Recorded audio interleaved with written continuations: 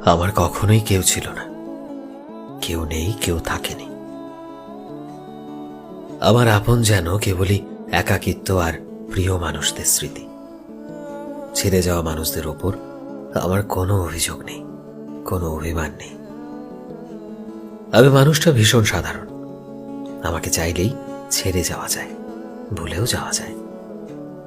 আমি কারো জীবনেই আহামরি কোনো অধ্যায় নই। অতীতে যারা ছিল তারা আসলে আমাকে ছেড়ে যায়নি, বরং আমি তাদের ধরে রাখতে পারিনি। আমি পারি না কারো আপন হতে, কাউকে ভালোবেসে জড়িয়ে রাখতে। আমি সব হারিয়েছি, সব হারিয়ে গেছে। নিতান্তই আমিও হারিয়ে যাব একদিন।